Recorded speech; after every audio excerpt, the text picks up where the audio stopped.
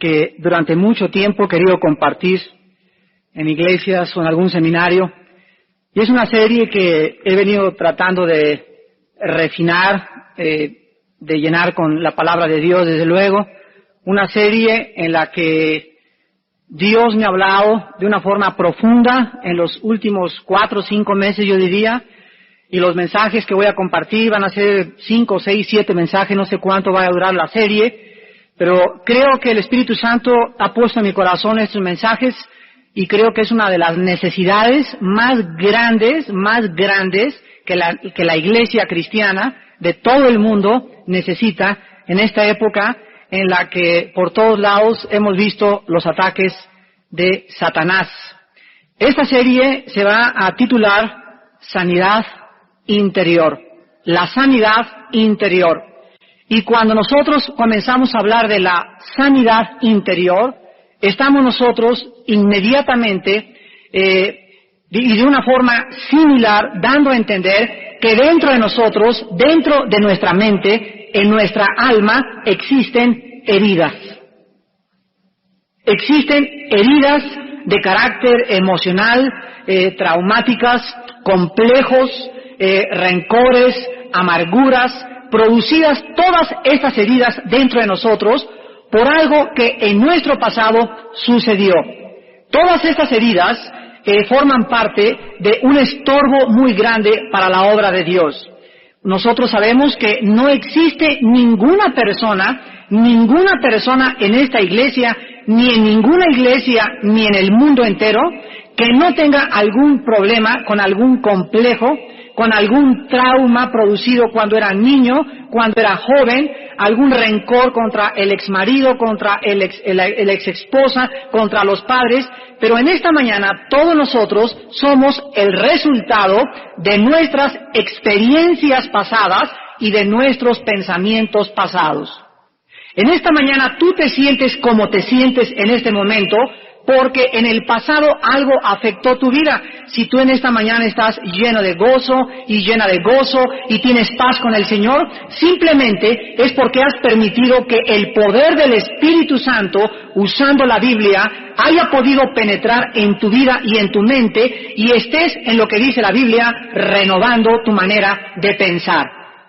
En esta mañana, si tú te sientes triste, si tú te sientes con rencor o con amargura, simplemente es porque el Espíritu de Dios no ha podido penetrar en tu mente, en tu alma, no ha podido llevar esta sanidad interior, porque algo en tu vida lo está impidiendo. Algo en tu vida está deteniendo el poder de Dios, algo en tu vida está tratando de que no pueda llegar a tu mente la sanidad de Dios. Es muy importante que nosotros comprendamos todos estos principios porque no existe, vuelvo a repetir, ningún cristiano que no haya sido herido emocionalmente o traumado psicológicamente desde su niñez o desde su juventud. Todos los cristianos, pues, estamos en una iglesia, llámese el Cinema Las Torres, o el Cine Apolo, o la Iglesia Bautista Oreb, o la Iglesia Presbiteriana San Pablo. El edificio no tiene nada que ver. Pero los cristianos nos reunimos principalmente para ser sanados, para ser rehabilitados, para poder ser edificados juntos, porque no existe la gracia de Dios manifestada en una persona. No existe, pues, ninguna iglesia, ningún cristiano que no tenga esta clase de problemas interiores. Necesitamos rehabilitar nuestras vidas, necesitamos cambiar aquí adentro nuestra manera de pensar. ¿Cómo llegamos los cristianos a la iglesia? Los cristianos llegamos a la iglesia, todos son puros ex borrachos, ex drogadictos, ex homosexuales, ex lesbianas, ex iracundos, ex maldicientes, ex divorciados, ex fornicarios, pero no existe dentro de la iglesia cristiana nadie que diga, vengo del tercer cielo. Todos nosotros, al entrar a la iglesia, al recibir a Jesucristo como nuestro Señor y Salvador, comenzamos el proceso de la rehabilitación, de la restauración mental, de la sanidad interior. Unos cristianos tienen 2 años en Cristo y manifiestan salud espiritual, mucho gozo, mucha paz, mucho amor. Otros cristianos tienen 5 años en Jesucristo y siguen con esa cara de amargados, tratando mal a los hermanos, con rencores, con odios, pleitos en el hogar, pleitos en el matrimonio, etcétera, etcétera. O sea, que han retrasado su proceso de restauración y de rehabilitación. Veamos algunos pasajes en la Biblia rápidamente antes de entrar a nuestra primera conferencia en esta mañana, que nos explican de qué forma el Espíritu Santo pone énfasis en que nuestra mente tiene que ser cambiada. Tenemos que cambiar nuestra manera de pensar forzosamente, porque si no cambiamos nuestra manera de pensar y no comenzamos a permitirle a Dios que sane mis traumas de mi niñez, mis heridas que me hizo mi padre cuando tenía 2 años, las heridas que me hizo mi madre, las heridas que me hizo mi maestro, las heridas que me hicieron cuando era joven, las heridas que me hizo mis hijos, las heridas que me hizo mis padres, etcétera, etcétera. Si no nos restauramos y no le damos oportunidad al Espíritu Santo de sanar nuestra vida interior, nunca podremos ser instrumentos poderosos en manos de un Dios que nos dice: límpiense las manos los que llevan los instrumentos de Jehová. Dios tiene que usar un vaso limpio.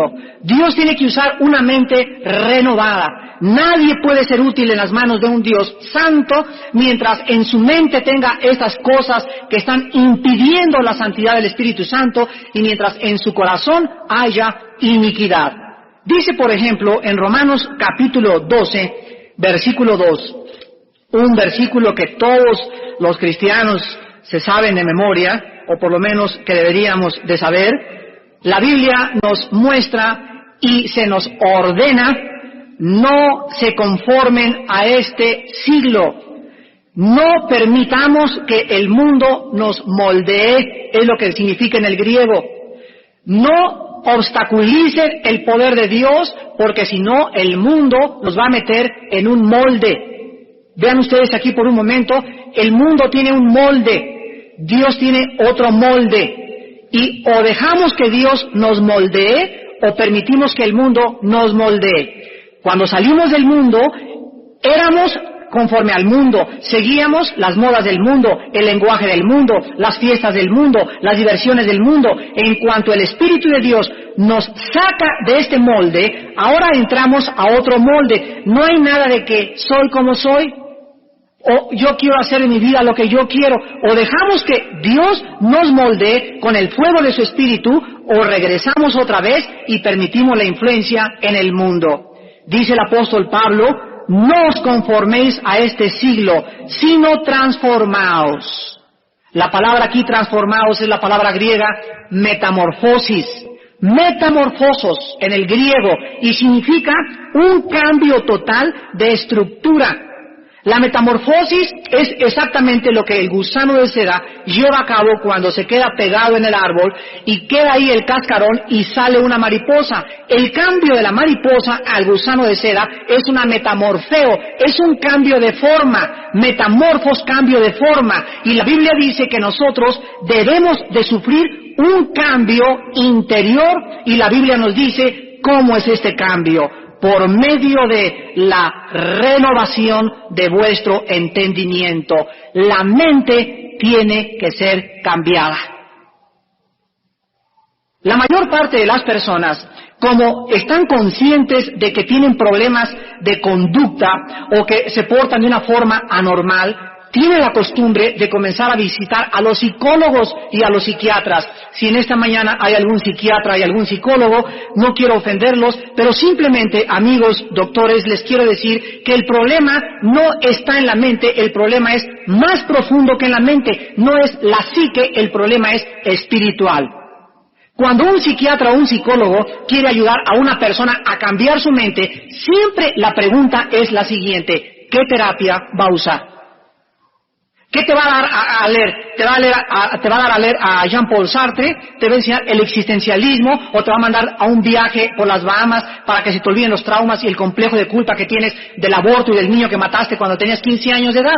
Cuando nos acercamos a las terapias psiquiatras o psicológicas, encontramos que no existe ningún psicólogo, ningún psiquiatra que nos pueda dar una terapia adecuada para cambiar nuestra mente, porque no tienen más que pastillas tranquilizantes.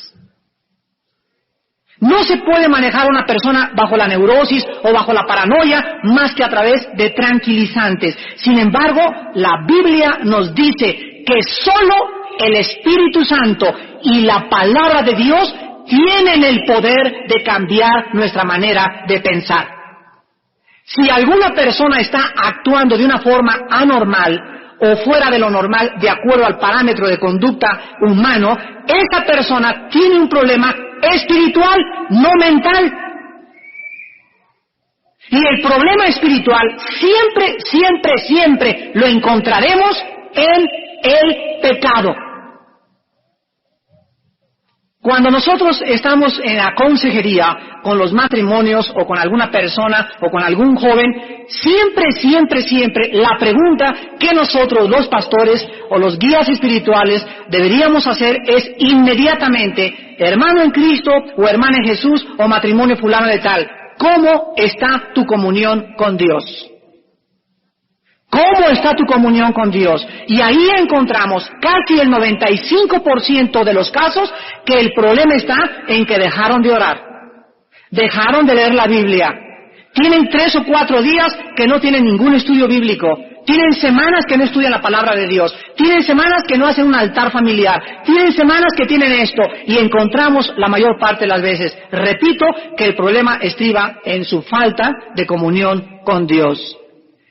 Hermanos en Jesús, ¿saben ustedes que Jesucristo dijo: vengan a mí los que están trabajados y cargados?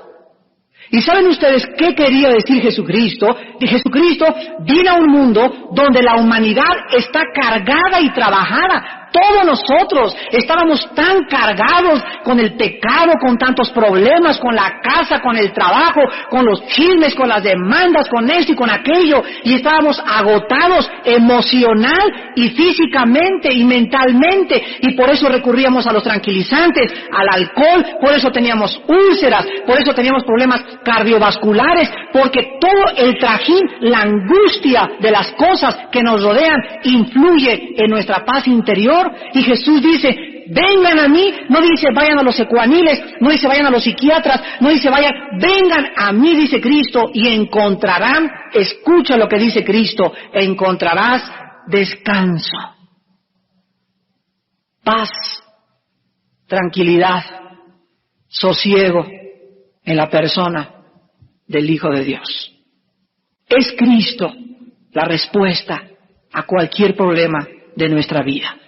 Es la persona de Jesús la que tiene el poder en el cielo y en la tierra. Es la vida resucitada de Jesucristo lo único que puede cambiar nuestra vida interior. Pero como tú dices, ¿pero dónde está Cristo pues para que lo agarre y entre a mi vida y me haga esto y el otro? Hermanos, en Jesús tenemos la Biblia.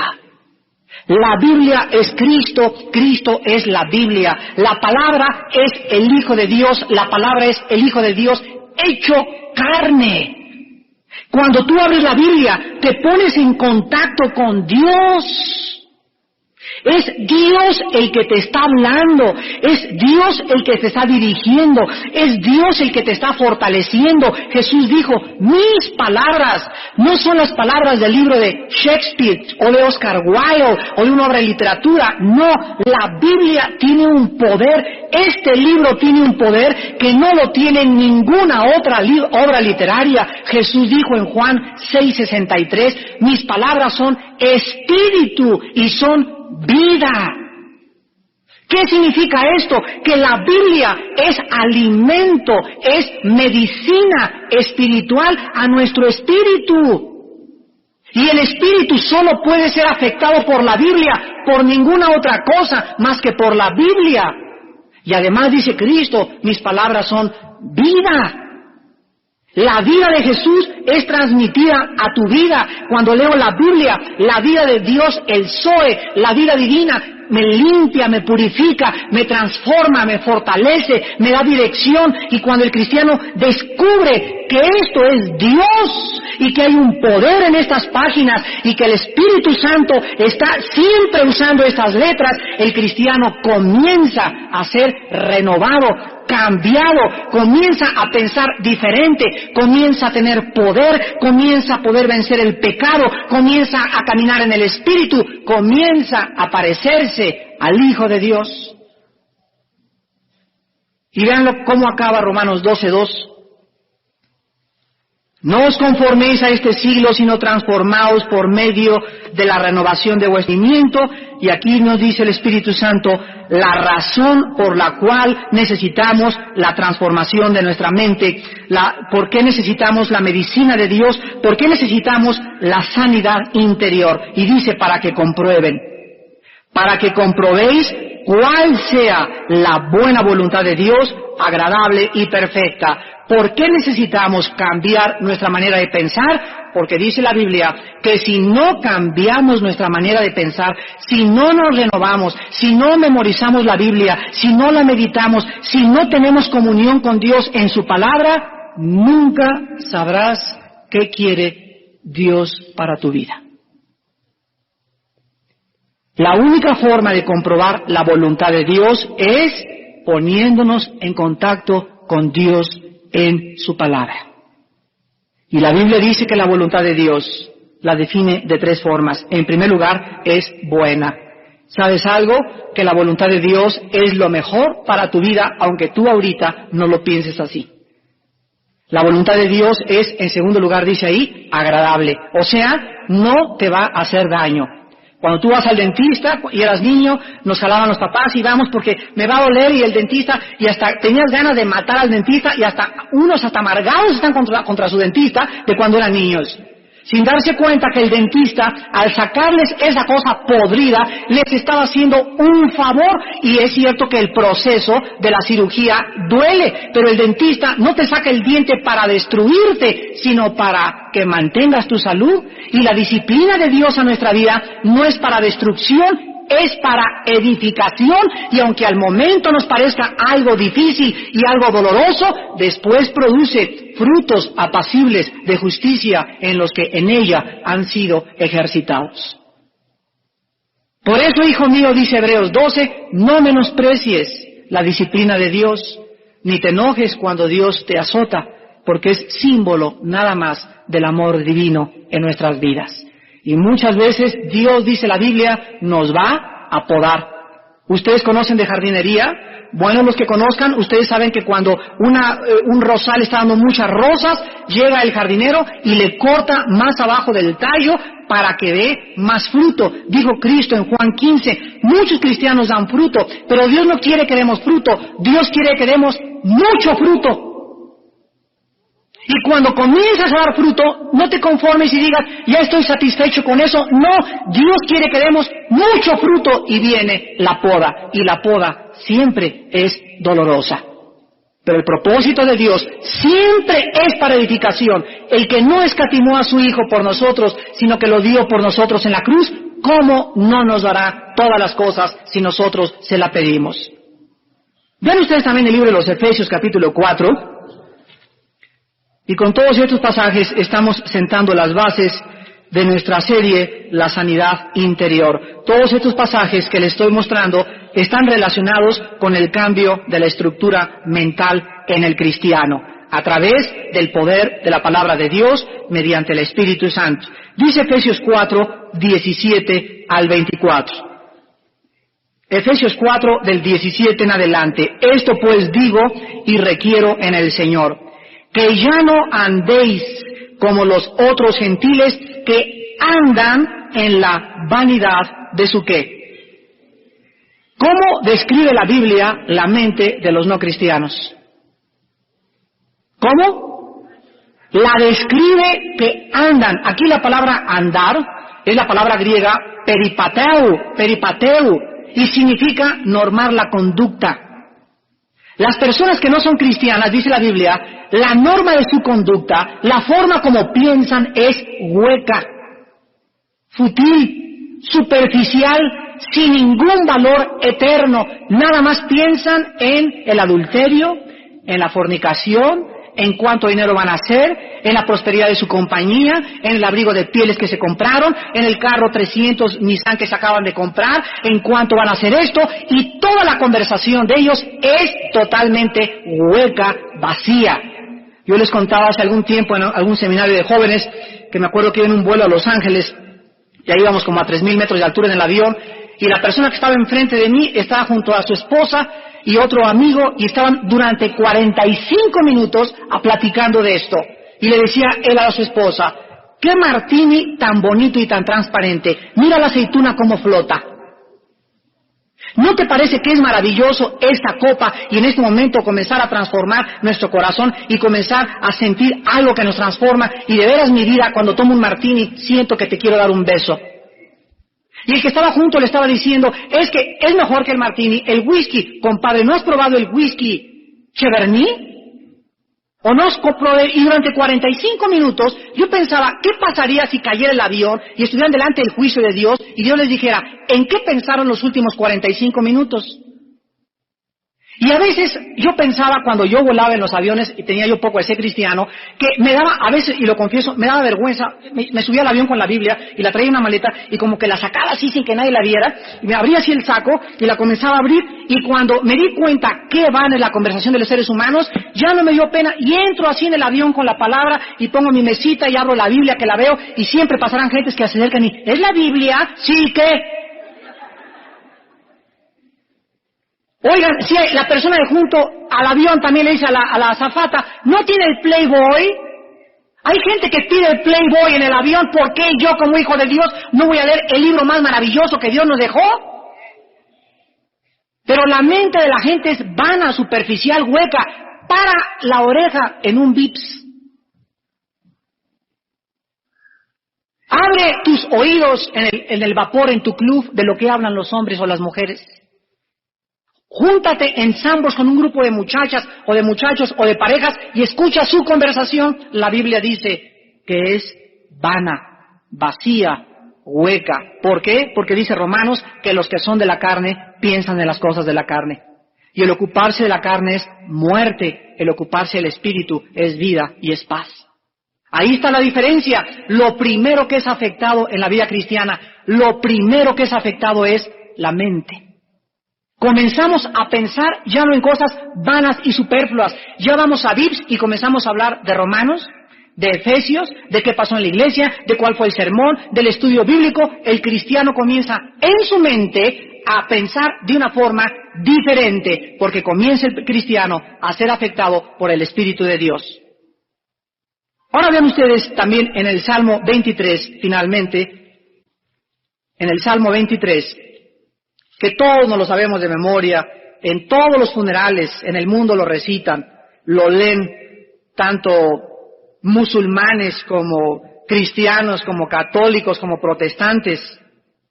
Y el Salmo 23 es uno de los salmos que invoca a Dios como no solamente el pastor, sino que el Salmo 23 retrata a los cristianos como ovejas, inmensamente necesitados, profundamente con la necesidad y la dependencia de Dios, y nos retrata como los seres más frágiles, como los seres más delicados, como personas de barro. ¿Y por qué sabemos esto? Porque el Espíritu Santo escogió a los animales más tontos, más ciegos y más indefensos como los animales de Dios, las ovejas. Nunca la Biblia dice, Jehová es mi pastor, nosotros somos sus gatos, o sus perritos, o sus cebras, o sus camellitos, o sus burritos, o sus asnitos. Siempre la Biblia nos dice, desde Juan capítulo 10, no dice mi manada, dice mis ovejas. La Biblia escogió a los borreguitos para compararnos a los cristianos. ¿Y por qué? Porque los borreguitos son semiciegos. Un borreguito no ve más de 1,5 metros para allá. Un borreguito lo agarras y lo metes a un barril así de frente, y en lugar de que se eche en reversa para atrás, comienza... Es tan indefenso que no se puede salir. Un borreguito se espina y no hay nadie. Los perros se lamen, se meten la pata en el lodo, los gatos se lamen y se curan. Los borregos son absolutamente indefensos. Nunca verás en ninguna parte del mundo un borrego sin un pastor. Cualquier grupo de borregos que tú tengas o veas ahí en la carretera Cuernavaca, la vieja o la nueva o en cualquier parte del mundo, siempre encontrarás que las ovejas fueron diseñadas por Dios para vivir en rebaño y con un pastor. Jehová es mi pastor, dice el Salmo 23, nada me faltará. En lugares de delicados pastos me hará trabajar. No dice eso, ¿verdad? ¿Cuántos de nosotros creemos que nada más trabajo y trabajo y trabajo y trabajo? ¡Qué grande error! El cristiano necesita descansar. Y una de las formas en descansar es al oír la palabra de Dios. Vienen ustedes el domingo y oyen la palabra de Dios. Y la palabra de Dios es como una espada que entra, redarguye, te alimenta, te consuela, fortalece tu esperanza, te da dirección y comienzas a descansar y aprendes que las ovejas también no son solamente es puro comer y comer y comer pasto, las ovejas necesitan descansar. Y dice más adelante, en lugares de delicados pastos me hará descansar, junto a aguas de reposo me pastoreará, confortará mi alma, me guiará por sendas de justicia por amor de su nombre. La palabra clave aquí en este salmo es el versículo 3, confortará mi alma. La palabra en el hebreo significa restaurar. Restaurar. El espíritu es hecho nueva criatura. Cristo no viene a tu vida a parcharte, Cristo viene a crear una nueva persona dentro de ti. Viene a ponernos a su espíritu entre nosotros. Pero el alma, que es la mente, mis sentimientos, mis emociones, mi voluntad, el área de la mente, el área del alma, necesita ser restaurada. ¿Por qué? Porque cuando yo llegué a Cristo, yo me acuerdo cuando me convertí en 1973. Cuando yo llegué a Cristo en 1973, era una persona sumamente enojada y con mucha amargura en contra de todas aquellas personas que me habían hecho daño en mi vida pasada. Estaba traumado, tenía problemas, tenía de personalidad, etcétera, etcétera. Y a través del tiempo Dios ha ido transformándome poco a poco de una forma progresiva y paulatina. Y cada vez que hablo con mi esposa me dice, te falta esto y te falta el aquello. Y no es que ya lo haya alcanzado, pero proseguimos a la meta. Y esto es algo increíble porque te encuentras a personas que te dicen, oye, pero ese es fulano de tal, no es posible, es otra persona diferente. Es que si me encuentro una persona que me conocía y me dice que soy igual, pues ¿cuál vida cristiana? Lo extraordinario es que nos encontremos ex amigos y que me digan, tú no eres el mismo, gloria a Dios, le digo, gracias por haberlo reconocido, porque entonces creo que de veras el poder de Dios me está transformando. Hermanos en Jesucristo, en esta mañana vamos a comenzar con las heridas que Satanás produce en la mente. Las heridas que Satanás produce en la mente y las cuales muchos de nosotros aún llevamos y necesitan la sanidad del poder de la palabra y del Espíritu Santo. Veamos en primer lugar en el libro del Génesis, capítulo 3. Génesis, capítulo 3, versículo 15. ¿De qué forma se profetiza desde el principio de la palabra de Dios que Satanás hiere? Satanás hiere, destruye, roba. La mayor parte de los problemas mentales, vuelvo a repetir, la mayor parte, hay problemas mentales debidos a una fisura, una caída de una persona que se caiga de un tercer piso, un tumor cerebral, y nosotros tenemos la obligación como cristianos y consejeros de poder discernir, de poder evaluar el daño ocasionado en la mente de esa persona. Porque si creemos que son demonios y necesita la persona a un neurólogo, lo vamos a empeorar, ¿verdad? Pero si lo mandamos al neurólogo cuando necesita liberación, entonces hemos fracasado como ministros de Jesucristo. Entonces, qué grande responsabilidad tenemos de poder evaluar y discernir los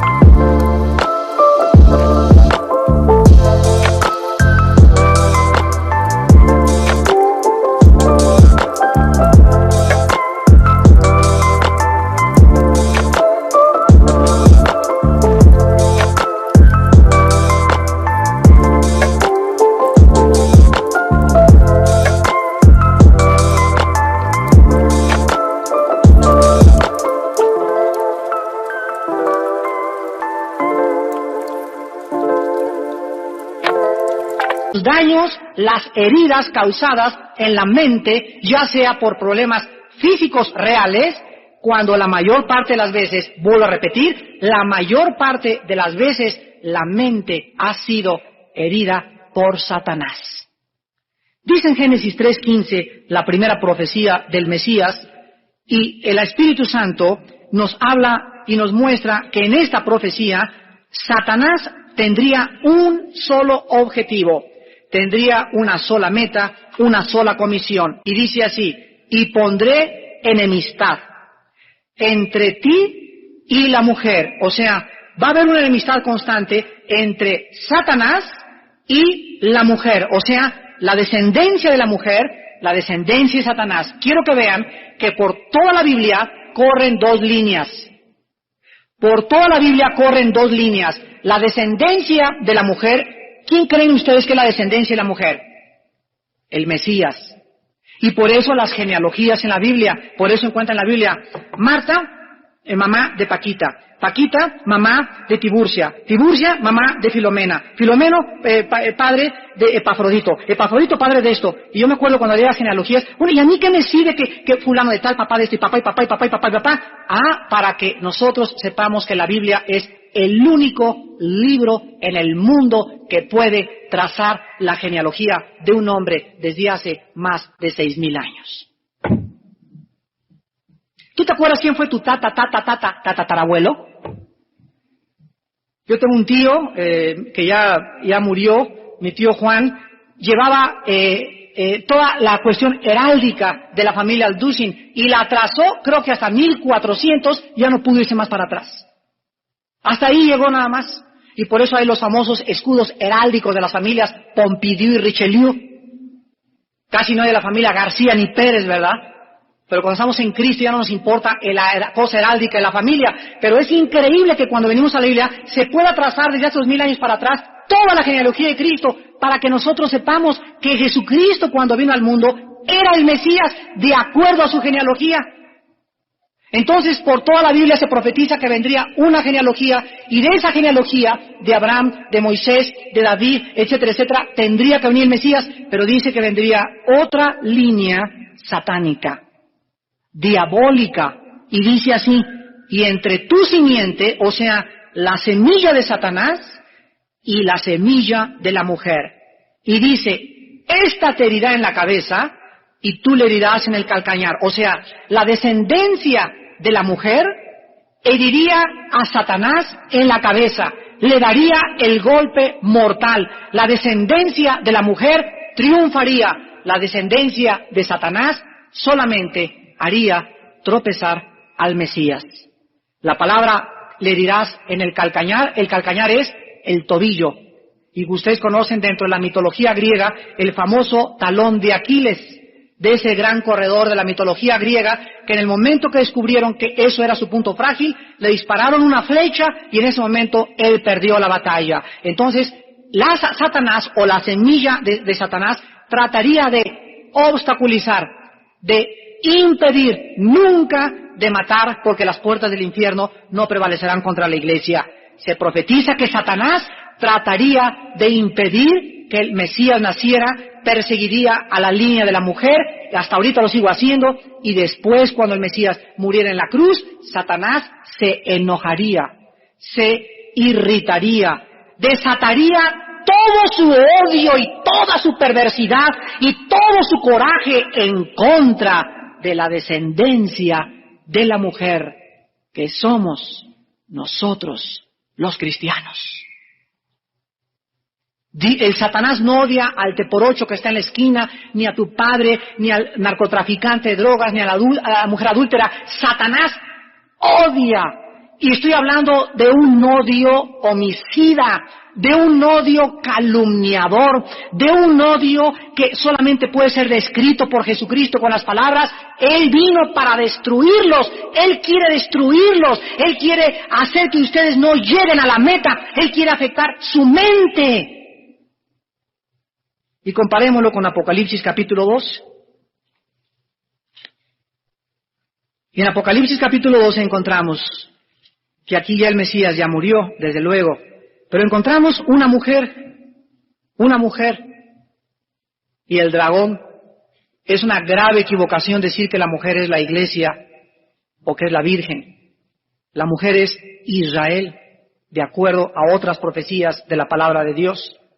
Y aquí se nos muestra que Satanás, vean ustedes el versículo 4, adelante, el capítulo 12, Apocalipsis, el versículo 4, y su cola arrastraba la tercera parte de las estrellas del cielo. Aquí está hablando de Satanás, y las arrojó sobre la tierra, o sea, la tercera parte de los demonios están en la tierra, y el dragón, o sea, Satanás, se paró frente a la mujer que estaba para dar a luz, o sea, frente a Israel, y dice así, a fin de devorar a su hijo tan pronto como naciese, y ella dio a luz un hijo varón que regirá con vara de hierro a todas las naciones, y su hijo fue arrebatado para Dios y para su trono. Hermanos, en Jesucristo, lo primero que encontramos nosotros es lo siguiente, que Satanás ha tratado desde el principio de comenzar a desatar su ira, su venganza, sus celos, su rencor, su amargura contra el Mesías Jesucristo. Y Satanás trató constantemente de herir a Cristo. ¿Cuál fue el primer ataque satánico en contra de Cristo? Cuando nació Moisés, en Éxodo 1 y capítulo 2.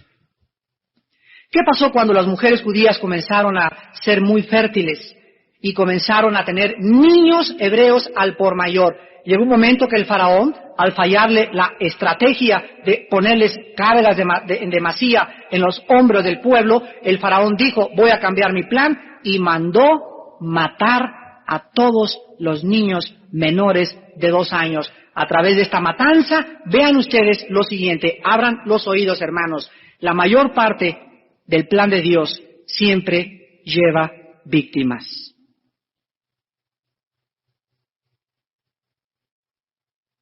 Las víctimas no pueden de ninguna manera ser exentas del programa de Dios. Cuando cae una bomba en Irak, mueren siempre muchos inocentes. ¿Podemos nosotros culpar a Dios de eso? No. El pecado en el planeta Tierra involucra víctimas y tropiezos de gente inocente siempre, siempre, siempre.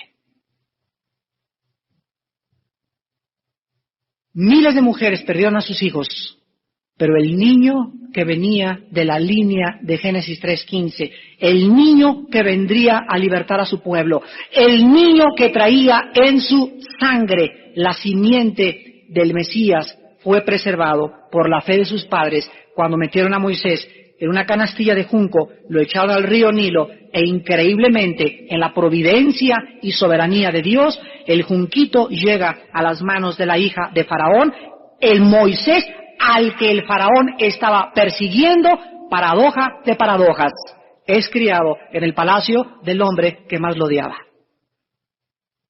Estos son los caminos del Señor. Y vemos pues nosotros también cuando nace Jesucristo, porque dice Apocalipsis que cuando Satanás vio que iban a ser el Mesías, se paró enfrente de la mujer. ¿Quién fue el segundo que desencadenó la matanza en contra del Mesías? El rey Herodes. Vayamos al libro de Mateo capítulo 2, Mateo capítulo 2, y veamos este odio satánico en contra del Mesías. Y en los demás estudios veremos que este odio se ha vuelto contra nosotros ya, porque ahorita ya el diablo no le puede hacer nada a Cristo. Ya está el Señor sentado allá, ya nomás le hace así al diablo, ¿verdad? Nomás le hace así y así, ¿verdad? La victoria es de Jesucristo y nosotros. Nada más que el problema está que nosotros no hemos usado esta victoria en el poder del Espíritu Santo.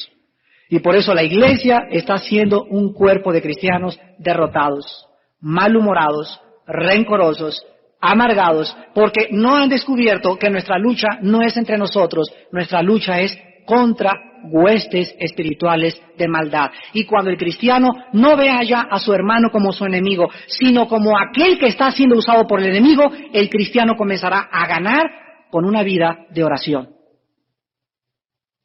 Dice en Mateo capítulo 2, versículos del 13 en adelante, después que partieron ellos, Mateo 2, 13, he aquí un ángel del Señor apareció en sueños a José y dijo, levántate y toma al niño y a su madre, y huye a Egipto, y permanece allá hasta que yo te diga, porque acontecerá que Herodes buscará al niño para matarlo. ¿Herodes conocía al niño? Entonces,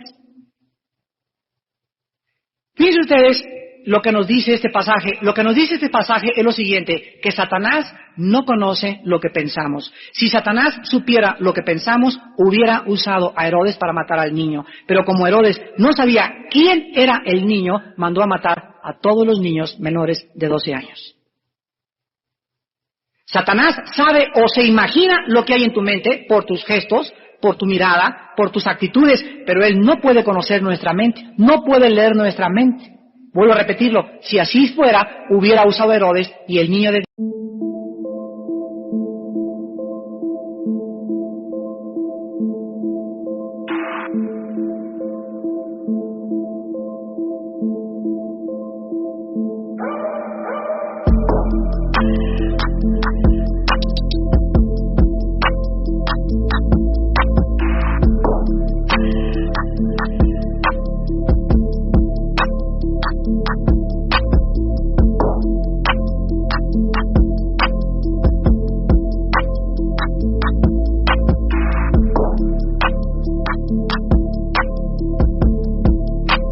Niños inocentes. Niños que están ahorita en la presencia de Dios. Más que la vida de los niños, le costó el sufrimiento de una madre ver arrebatado a su hijo. Y así vemos pues de qué forma se cumple Génesis 3:15. Esta te herirá en el calcañar. La persecución contra el Mesías y el nacimiento del Mesías fue toda la Biblia hasta que llegamos al nacimiento de Jesucristo. Ahora vean ustedes en el libro de Isaías de qué forma el profeta nos describe al Mesías. Porque si alguien tendría razón para estar traumado, rencoroso, amargado, y si alguien hubiera a través de tanta presión, de tanta persecución, de tanta traición, hubiera podido desalentarse, fue el Hijo de Dios. Pero vean ustedes lo que el profeta nos dice y de qué forma nos describe al Hijo de Dios. Dice Isaías del 3 al 5, capítulo 53. Despreciado, vuelvo a repetir, despreciado. Nada más, no. El Espíritu Santo, escuchen los verbos que comienza a usar. Despreciado y desechado entre los hombres, varón de dolores, experimentado en quebranto. Vean hasta ahorita cuántas palabras llevamos. Despreciado, desechado, dolor, quebrantado. Y como que escondimos de él el rostro fuera.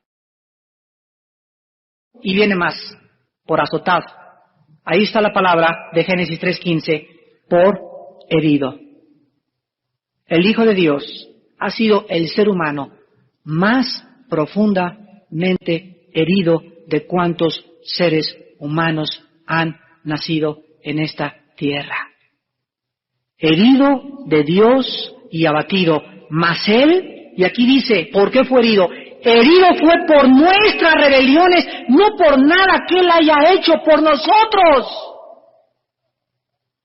Su desprecio, su desecho, su persecución, la traición contra su vida, los golpes, los clavos en las manos, los azotes del látigo romano, las espinas en su cabeza, cuando le rompieron la nariz, cuando le rompieron las orejas, la sangre que salía de la cruz, su cuerpo pegado a la cruz del Calvario, su espalda deshecha en sus tejidos subcutáneos, y todo, desde que nació hasta que murió, lo hizo por nosotros.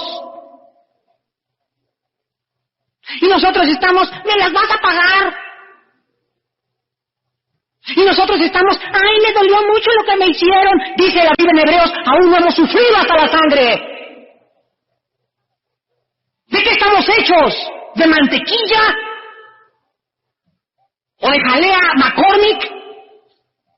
¿O estamos hechos de un espíritu entre nosotros que nos dice, mi espíritu es un espíritu de valor, de poder, de dominio propio, es un espíritu que les dice, levántense y peleen, estamos en guerra espiritual? Comparémonos con el Hijo de Dios. Muchos de nosotros sufrimos por nuestros pecados, porque nosotros hemos desencadenado muchas de las cosas por las cuales pasamos, pero el Hijo de Dios no hizo nada, ni maldijo a nadie, ni hizo ningún daño, y lo hizo todo por nosotros.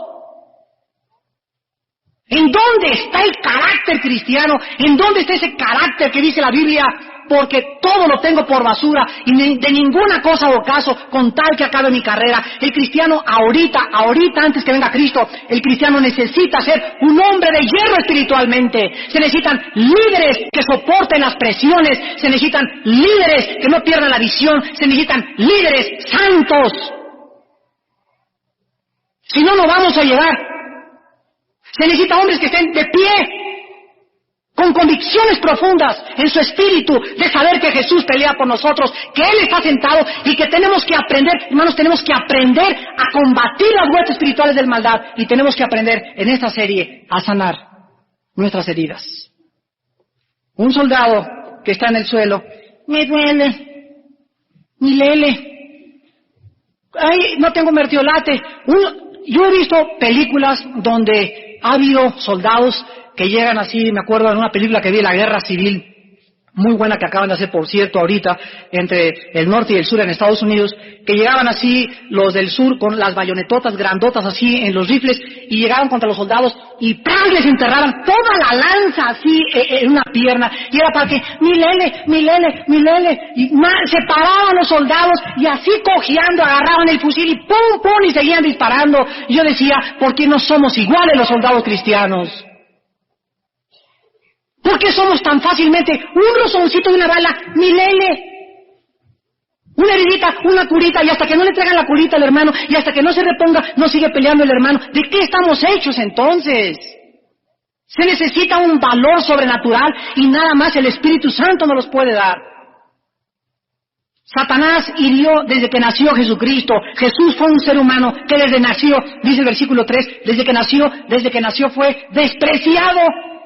Cuando su madre, la Virgen María, andaba con José en el burro buscando y tocando las puertas. Ábranme, por favor. Ya mi esposa ya tiene los dolores de parto. Ya mi esposa no nos importa. No había compasión en los tiempos de Cristo. No había misericordia. No me importa que tu esposa se muera. Vaya, aquí no hay lugar en el mesón. Vaya a buscar otro lado. Y ahí tocaron el Holiday Inn y tocaron el Camino Real y en el María Isabel y en todos los mesones y en todos los hoteles. Y todas las puertas estaban cerradas. Desde que el Mesías, desde que Jesucristo, desde que nuestro Salvador vino al mundo, fue despreciado. ¿Y en dónde encontró lugar Jesucristo? En un pobre pesebre de Belén, de la aldea de Belén, en medio de los pastorcitos, en medio de la paja. Ahí desde que nació Jesucristo, Él venía al mundo y antes de nacer, mis hermanos, era despreciado entre nosotros. Creció Jesucristo y fue menospreciado. Su propia familia lo comenzó a perseguir. Vecinos en Galilea le despreciaron desde su juventud, aun cuando nadie sabía que él era el Mesías y trabajaba haciendo sillas como carpintero con su padre. La Biblia dice que muchas veces tuvo que regresarse al sur de la Palestina porque no creían los propios vecinos que le vieron crecer que él era el Mesías. Después fue acusado y fue calumniado falsamente por sus enemigos. Lo comenzaron a acosar y hasta le dijeron, fíjense nada más, le dijeron que estaba endemoniado. Le dijeron que tenía a Belcebú y que por el poder de Satanás sacaba a los demonios. Le dijeron que comía con los pecadores. Le dijeron que esto y que el otro. Y todas las acusaciones que iban contra el Mesías eran provocadas para herirlo, para amargarlo, para que Satanás le decía a Dios, a ver, vamos a ver si es cierto que las vamos a levantar una descarga de calumnias y acusaciones, a ver si las aguanta. Todo tenía un propósito, impedir que el Mesías nos salvara. Y encontramos que Jesucristo fue, desde que comenzó su ministerio, Jesucristo fue acosado, presionado, y no lo soltaban, y tenían envidia, y tenían celos, y planeaban matarle, hasta que por fin Dios le dio su gusto y levantaron al Hijo de Dios en la cruz del Calvario, y ahí en la cruz del Calvario, a ver, bájate, si eres el Hijo de Dios, hasta ahí como toros de Basán, dice el Salmo 22, como perros rabiosos, estaban descargando su ira, su rencor, su envidia, sus celos en contra de él. Ese hombre que nunca había hecho nada, contra él descargaban, ¿qué cosas? Sus heridas emocionales. Y Cristo absorbía todas nuestras heridas, y todos nuestros rencores, y toda nuestra amargura. Él que era santo, lo llevaba todo totalmente sobre su cuerpo, para que nosotros, por sus heridas, fuésemos sanados. Jesucristo también fue odiado al grado de asesinarle, despertó celos, despertó mucha envidia de sus enemigos, fue traicionado por su mejor amigo. Judas Iscariote estaba tan perfectamente camuflajeado, Judas Iscariote estaba tan perfectamente bien disfrazado, que durante los 3 años que este hombre, Judas, caminó con los discípulos, ninguno de los discípulos ni siquiera por acá les pasó que ese hombre era el traidor. Estaba tan perfectamente bien disfrazado que en la última cena Jesús les da una clave para que sepan quién es el traidor. Y dice Jesús, el que moje conmigo el pan. Y llega Judas y lo moja. Y aún así los discípulos no se imaginaron que él era el traidor. Traicionado por un hombre que discipuló, que alimentó y que amó, y al final se volvió en contra de él. Y finalmente, en la cruz del Calvario, Jesucristo es abandonado poco a poco, y vean ustedes de qué forma sus seguidores le comienzan a dejar. En el huerto de Getsemaní les dice Cristo, les suplico que por favor oren conmigo solamente 1 hora. 3 veces se los dijo, las 3 veces. Jesucristo les dijo, por favor, oren conmigo. Y Jesucristo les dijo, finalmente, Marcos 14:38, orad y velad, para que no caigáis en la tentación. El espíritu está presto, pero la carne es débil. Esto nos muestra que en el momento de la prueba, en el momento de nuestra tentación, necesitamos velar y orar. Ellos no velaron y no oraron. ¿Y qué pasó? Bueno, llegaron los soldados y pues habían visto que Jesucristo había levantado al asa de los muertos y habían visto muchas cosas. Y cuando llegan los soldados, ¿quién es el Hijo de Dios? Pues dice Jesucristo, yo soy, y se van todos para atrás. Con la pura palabra, yo soy, se fueron para atrás todos los soldados y se cayeron. Imagínense a Pedro, que era un bravucón de primera, colérico en su temperamento. Ah, ya ven lo que no, ahora sí éntrenle a ver si con la pura palabra, mi Señor. Y en ese momento se levantan todos los soldados, sacuden el polvo y se acercan a Jesucristo. ¿Quién es Jesús? Yo soy. Y Jesús hace esto y entrega sus manos. Y en ese momento los discípulos se desconciertan y se comienzan a preguntar, ¿pero cómo que entrega las manos? Oye, Señor Jesús, pero si tú le dijiste al viento, cálmate, y se calmó, y al mar, aplácate, y se aplacó, ¿no puedes ahorita aventarlos otra vez? No entendían la mente de Dios. Y Pedro, en la carne, saca la espada y avienta el primer espadazo y le corta la oreja a uno de los soldados romanos. Jesucristo agarra la oreja y se la pega en su lugar, y los discípulos, al darse cuenta, al no entender el plan de Dios, le comienzan a abandonar. Fíjense ustedes el peligro de no conocer los caminos de Dios. Cuando un cristiano no conoce cómo actúa Dios, el cristiano comienza a alejarse de Dios. Entonces le comenzaron a seguir de lejos. Cuando vino la hora y estaban a las 5 de la mañana en una de las casas, los soldados romanos en el fuego, con Jesús ya amarrado y ya prisionero de ellos, y ya comenzaban a golpearle, se acerca un criado y dice, ¿tú venías con él? Pedro dice, no es cierto, yo ni le conozco. Fíjense nada más, aquel que había dicho, Señor, nunca te abandonaré. Total que cuando Jesús se acerca más y más a la cruz, más y más se van sus seguidores. Finalmente, en la cruz del Calvario, todos le abandonan. Y por último, ya en la agonía y en la proximidad de entregar su espíritu, en ese momento, llega el momento más dramático de toda la humanidad, de todo el universo, llega el momento cumbre de la obra de Dios. Llega el momento en que por algunos segundos el Padre tenía que poner sobre el Hijo todos mis celos, mis amarguras, mis fornicaciones, mis adulterios, mis mentiras, mis engaños y tus mentiras y tus fornicaciones. Y en un momento dramático el Hijo de Dios llevaría todos nuestros pecados en la cruz del Calvario, y en ese momento el Padre tendría que abandonarlo.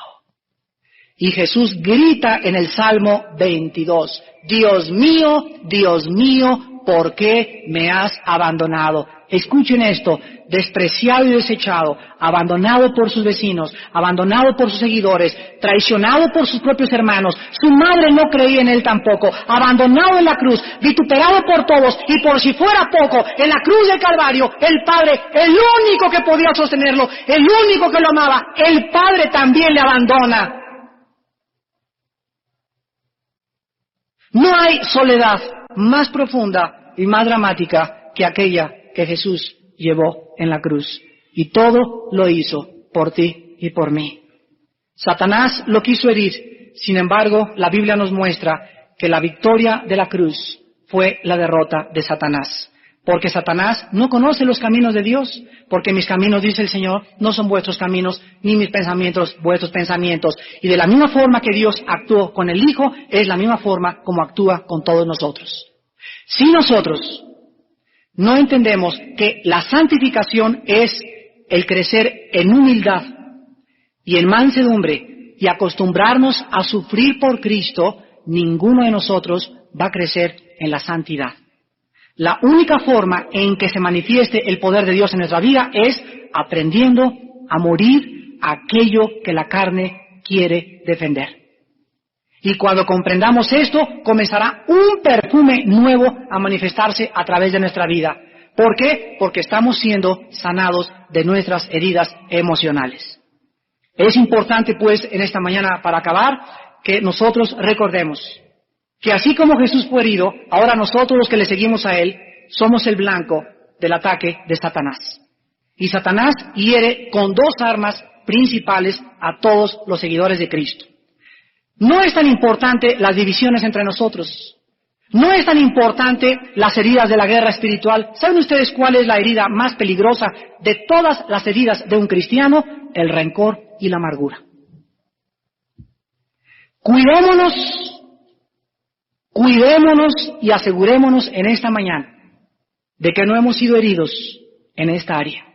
Y si te sientes herido en esta área de la amargura y sientes que en tu vida hay algo contra alguien, ¿sabes una cosa? Levanta tus ojos al cielo. Quitas los ojos de tu hermano, de tu esposo, de tu comadre, de tu hermano en Cristo, ponlos en esta mañana en Jesús y dile al Señor, Señor, tú eres Rey. Señor, tú eres soberano. Señor, todas las cosas están bajo tu control. Padre Santo, bendigo a fulano, y bendigo a sutano, y bendigo a mi hermano, y a mi compadre, y a mi ex esposo, y a mi hermano cristiano, y a mi ex pastor. Los bendigo a todos, Padre, y te pido que me des en esta mañana tu sanidad, tu perdón, porque no quiero detener mi crecimiento. Quiero vivir para ti, y quiero recordar a aquel que fue despreciado y desechado, azotado y herido, y lo hizo por mí. ¿Es mucho acaso lo que nos pide Dios? De ninguna manera. Pero esta es la forma de comenzar a ser sanados interiormente, al permitirle al Espíritu Santo, a través de la Biblia y de una actitud de perdón total, poder seguir caminando a la meta del supremo llamamiento en Cristo Jesús. Despidámonos en oración. Te damos gracias, Señor, en esta mañana por tu palabra. Y porque nos recuerdas que necesitamos sanidad interior.